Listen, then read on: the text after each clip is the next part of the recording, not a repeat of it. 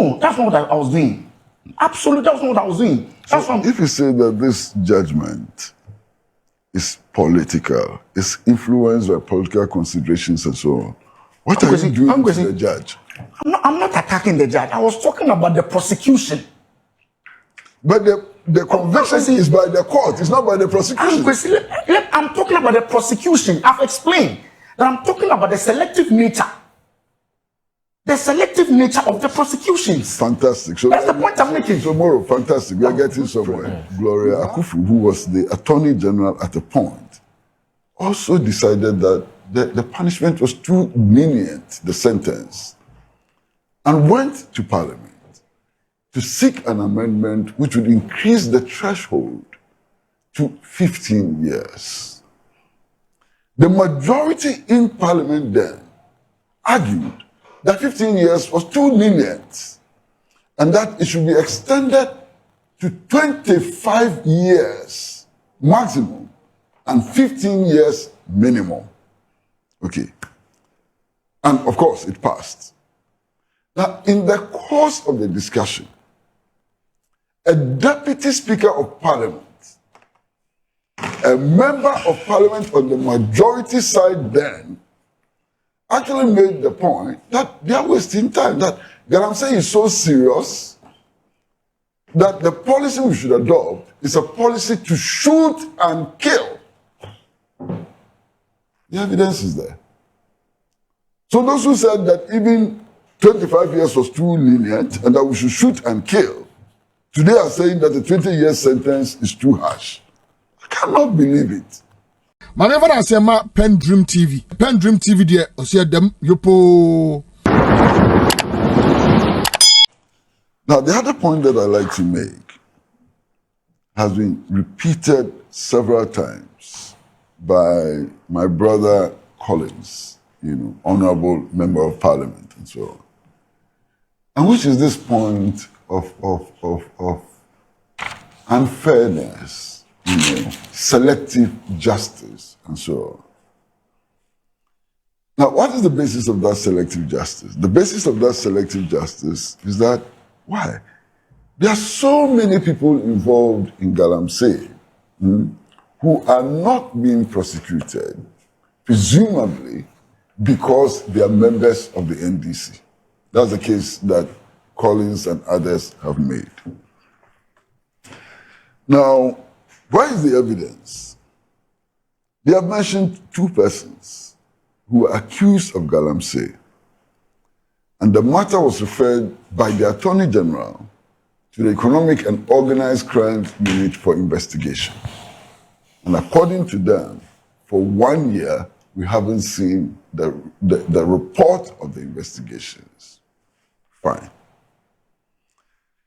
I haven't seen the report of the investigation. But what are the things which are probable? What are the probabilities?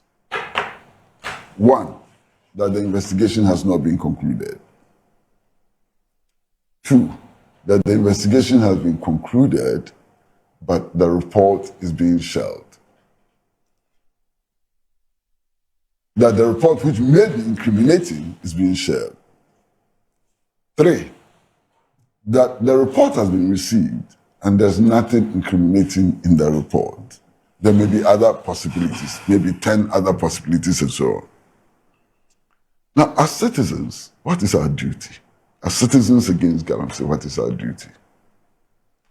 Our duty is to call for the expeditious conclusion of the investigation and the publication of the outcome of those investigations, and ultimately, if there is evidence of wrongdoing, the trial of those persons who are alleged to have been engaged in Galamsey. Is that not the case? Right. We cannot say that because two persons who are members of the NDC have been alleged to be involved in Galamsey, no Galamseyer should be convicted. Hope you get the agreement. No, you cannot say that, yes. You cannot say that. You cannot say that, yes. Okay. What we can say is that they should also be prosecuted if there is evidence against them. Yes. And in much the same way that I am ready to defend the rights of Wontumi, and I'm ready to defend the rights of Wontumi if they establish, I also have a duty to defend the rights of all other persons, whether they are NDC, CPP, PNC, or whatever. The political party they belong to should not be an issue in this conversation. Okay? So if there's evidence, if evidence is established, if the report of the inquiry establishes that the two persons who are leading members of the NDC, vice chairman and national organizer, are engaged in galamsey, our duty is to call for their prosecution. Their non-prosecution, indeed, cannot invalidate the prosecution of others. The judge is not a prosecutor.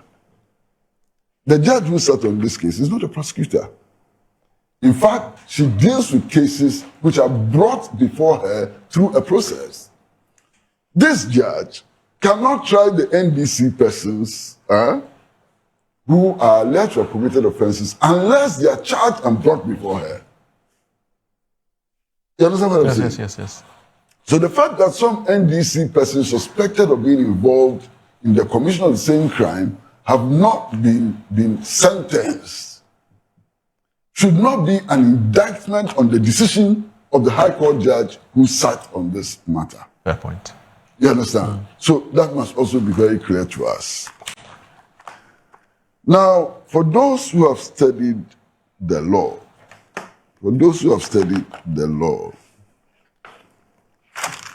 and I've heard them many times, I engage with them many times and so on. One of the authorities they are quick to quote is Lord Denny.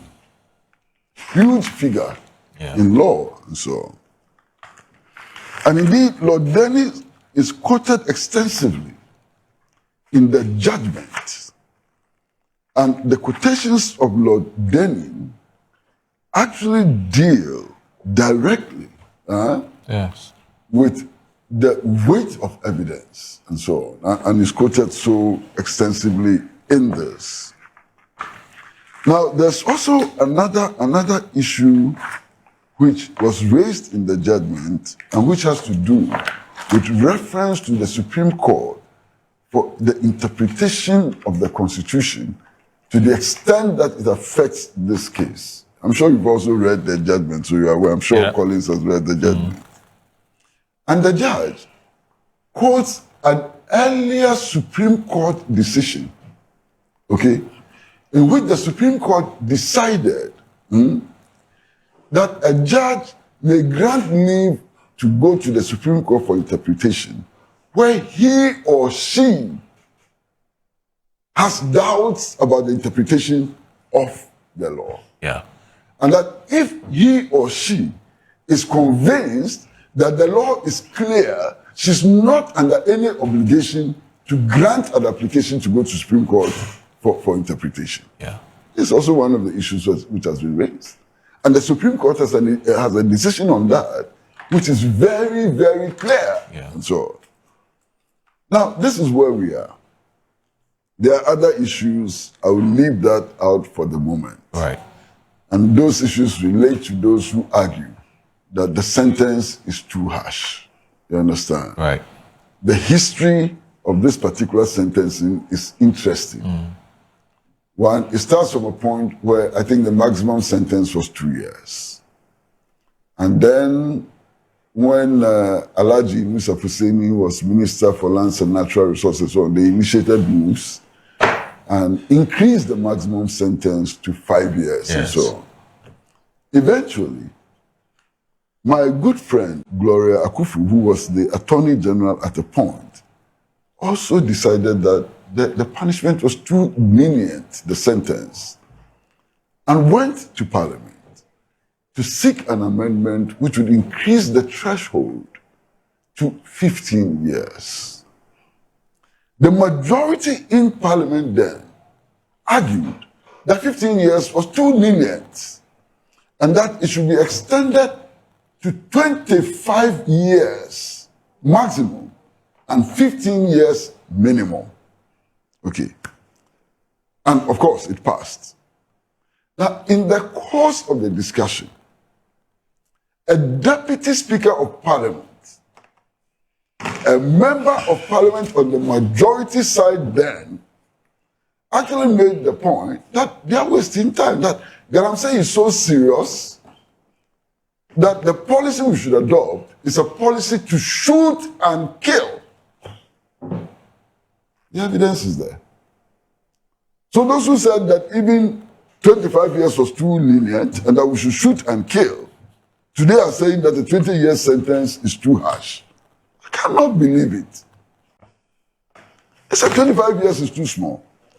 In any case, this also means that the judge could have imposed a 25-year sentence if, in her view, the case merited 25 years.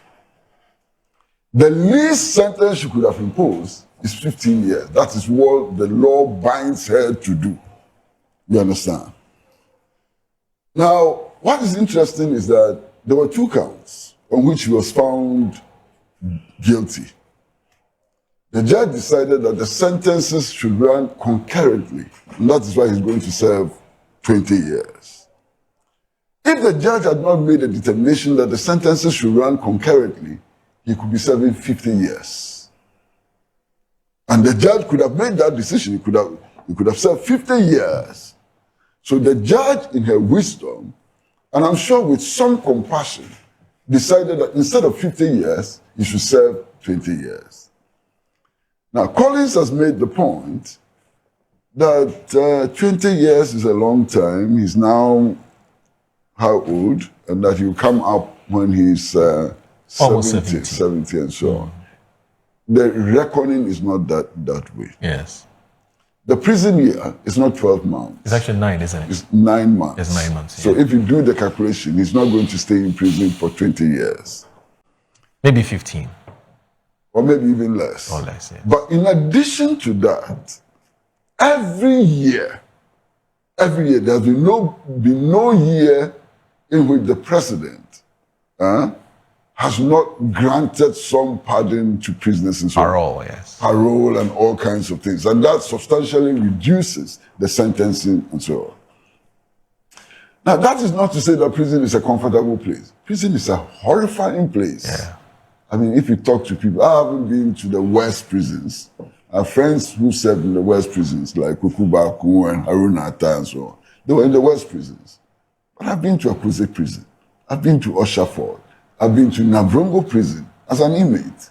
I've been to Tamale prison as an inmate and so on. Okay? Because you suffered, though. No, that's not the point I'm making. Yeah, no, but I'm just... So, prison is not a place you would wish for anybody. Yes. Ghanaian prisons are terrible places to have people, you know. Even in Salon prison, which in our days we regarded as a hotel, as a 5-star hotel, even there, the conditions are horrifying. Yeah. So, whether he stays there for 6 months, 1 year, 10 years, or so on, it's a harrowing experience to be in prison. Yeah. And even if he's your enemy, you should worry that somebody like him is going to spend time in prison. But the fact is that he's not going to spend 20 years in prison. Yeah. You understand? Even as the situation is horrifying and so on. Just be factual about it. Yeah. Now, my wish, my hope, is that the appeal will be filed. Mm-hmm.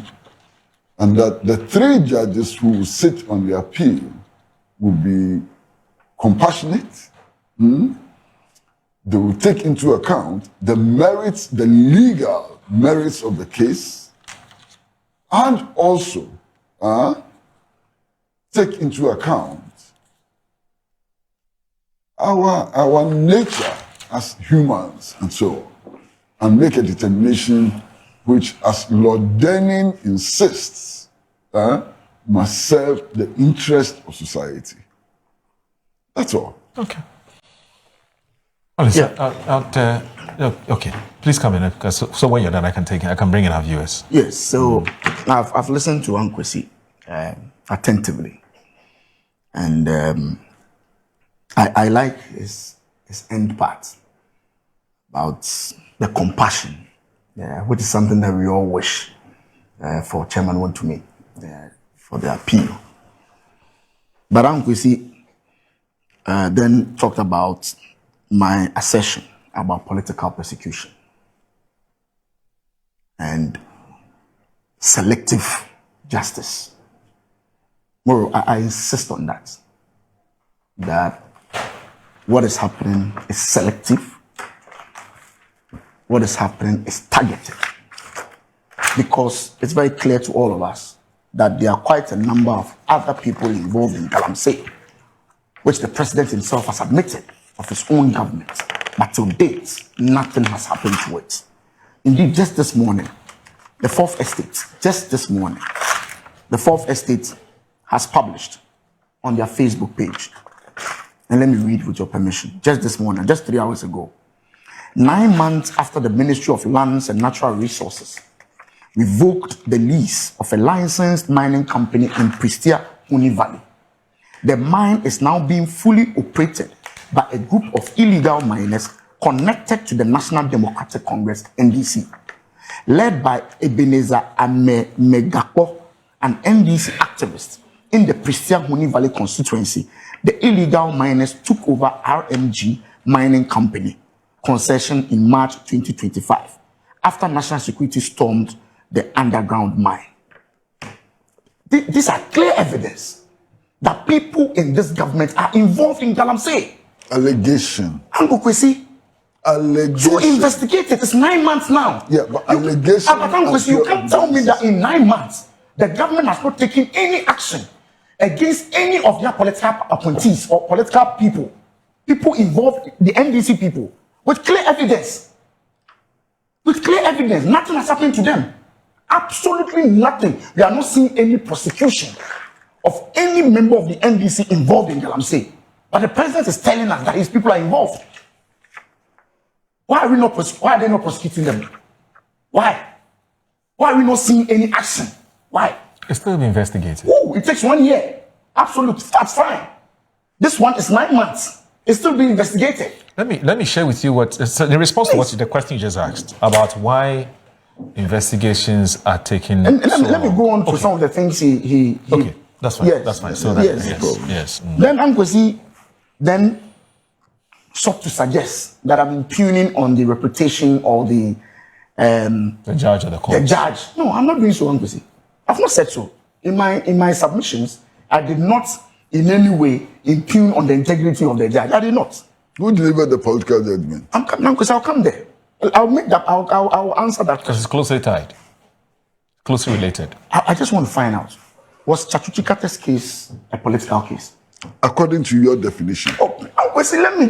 No. But you've asked the question. According to your definition, you have said that because the Attorney General is a member of government. No, let me finish my point. I didn't say who prosecuted Chatuchikate? I didn't say so, Kwesi. I didn't say that. Who prosecuted I didn't say so, Kwesi. I didn't say so. Okay. I didn't say so. I didn't say that any case prosecuted by Attorney General is political. I didn't say so.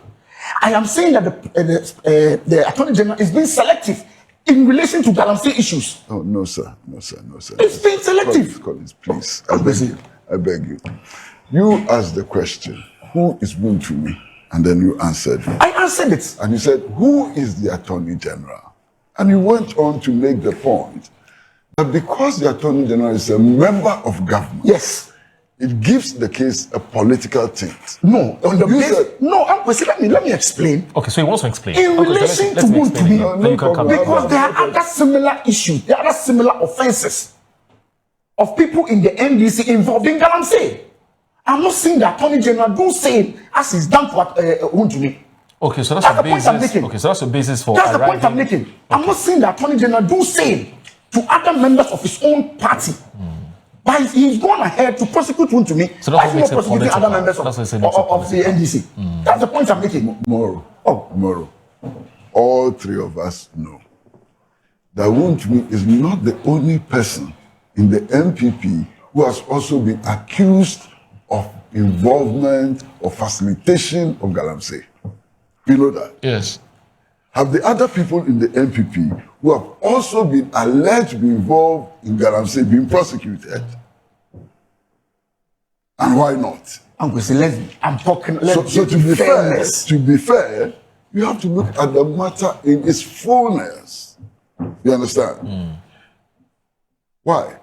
You know, and Collins knows that there are other people who have been in the NPP who have been mentioned as being suspected of involvement in Galamsey, in much the same way that there are some people in the NDC who are also suspected of involvement in Galamsey who have not been prosecuted. Our duty as citizens is to insist that every and anybody, whether you belong to NPP or NDC or KDD or WYZ, if you are involved in Galamsey, you must face the full rigors of the law. Okay. That's all. All right. Collins, please go ahead. Uncle, my thoughts, I just truncated my thoughts. Oh, sorry. I'm sorry. I'm really sorry, Collins. I'm sorry. I'm saying that what I'm seeing here is selective in nature. It's selective. Very, very selective. And I insist on that point. Very, very selective. Now, I just asked a question. Was Statutory Kata case a political case? By your definition. Oh, Kwesi. By your definition. Or it's a rhetorical It's not by my definition. We had members of the NDC, of course, accusing President Kufuor of impaneling the courts, just to accuse Statutory Kata. Of course. At the time, Kwesi's point of allowing the judges to make their judgment on law was lost on us. It was totally lost on us. We fed President Kufuor intentionally packed the courts. But we forgot, as Kwesi is saying, that the judgment was based on the judge's interpretation of the law. But we accused the NPP of being political persecution. What is wrong if I do the same comparison? Especially when I see... Let me tell you what is wrong. In this particular case, nobody can accuse anybody of packing the court. So that's the difference. That's the difference. In this particular case, nobody can accuse anybody of packing the High Court. But Kwesi, yes, sir. Is it wrong for the president to nominate people to the Supreme Court? Is it wrong? Let me explain something to you. You see, Master, are you ready? Let me explain something. Let me explain something to you. In a matter which has been determined, so you know the positions of the judges. In the case of Statutory Kata, we knew the positions of the judges.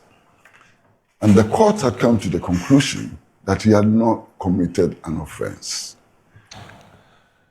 On the basis of the fact that the fast-track court was an illegality. It's unconstitutional. It was not constitutional. Now, all of us knew the position of Justice Afre, that Justice Afre believed that the court was constitutional. So if he was appointed onto the next panel, isn't it obvious how the decision will go? That was the problem with the Statutory Kata case. You understand what I'm saying? I understand. Because the man had already expressed his position that the fast-track court was constitutional.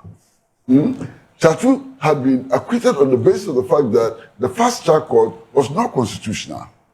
Now, if a panel is constituted and there's a friend whose views are already known is picked to sit on that panel, what does that amount to? Kwesi, I'm sure you can help me with history. Yes, sir. The Supreme Court... Well, I'm not a historian. But I'm sure there are times... my memory. Of course. I'm sure there are times the Supreme Court will make a judgment. Then somebody goes for an appeal. And then that judgment is overturned by the same Supreme Court. It's possible. It's possible. The point I was making in reference to your rebuttal to my earlier submission was that I was not impugning on the intelligence or the intellectual capacity of the judge. No, that's not what I was doing. Absolutely, that's not what I was doing. If you say that this judgment is political, is influenced by political considerations and so on, what are you doing to the judge? I'm not attacking the judge. I was talking about the prosecution. But the conviction is by the court. It's not by the prosecution. I'm talking about the prosecution. I've explained that I'm talking about the selective nature the selective nature of the prosecutions. Fantastic. So that's the point I'm making. Tomorrow, fantastic. We are getting somewhere. We've now come to the conclusion that the judge in delivering this judgment was not political. Political considerations were not her motivation. No, Kwesi. Are we coming to that conclusion? No, Kwesi. I disagree with the judgment and have the right to disagree with the judgment. Because it is political. I disagree with the judgment. Some of the things the judge has said, I disagree with it. So the judge... Kwesi, I disagree with it. Kwesi, I disagree totally with it. And even the fact that we are going for an appeal is a critique of the first judgment. Yeah. So I disagree with it. No. But I'm saying that the whole prosecution, the selective nature of the prosecution, Collins, it's a problem for me. There's one thing we are discussing. It's a problem for me. Collins, there's one thing we are discussing now. Are we saying that the judgment as delivered by the judge is political? No. Or was influenced by political considerations? No, he says the prosecution. You can disagree with the judge. He said the prosecution is political because he says it's selective. But here, we are talking about the judgment. Okay. Are we not? Yes, we're talking about the judgment. But he says, Wontumi perhaps shouldn't have been prosecuted at all, but for his political leanings. That's the point he's saying.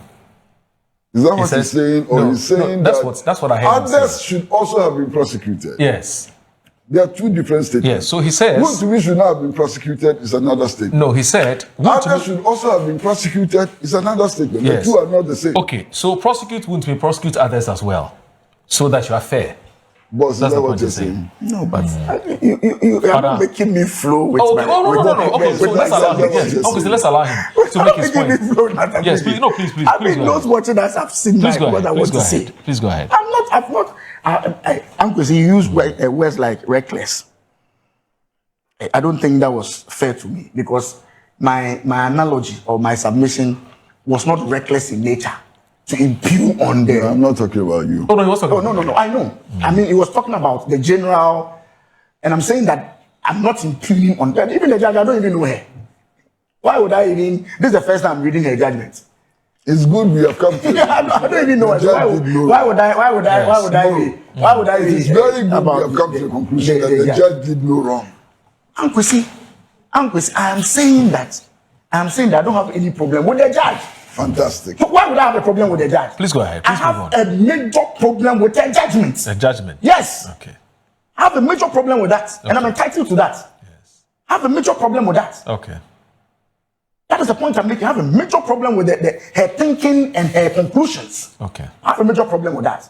And I'm saying that even the appeal process is also a critique of her thinking and her judgments. Right. We have every right to say so. Right. My point is that this selective nature of prosecution is bad. It is very, very bad. That's my point. Okay. Because the president himself has made it clear that there are members of his own government involved in Jandam. What has happened to that?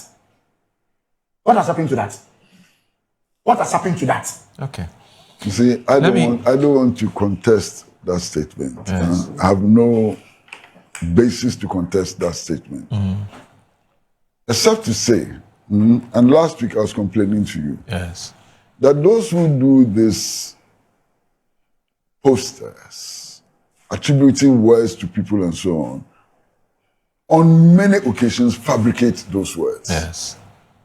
You are aware of that. That's true. And Collins must be aware of that. In relation to what the president said? Yeah, so... No, there's a video of it. Oh, okay. Yeah, there's a video. Okay, no problem. This one, there was a video, there's a video. It was reported by the media house. In fact, there's something on Ghana Web. I checked it. Then there's no problem. Yeah, no problem. There was a video. If there's evidence of that. Yes, absolutely. What he said was that Galamsey happens across both political divides. He said so, that some of these people are also involved. He said so. And it was captured by... No, I'm not contesting it at all. I'm just, Okay. All right, let me... I'm not PENDREAM TV. Now, so far, so good.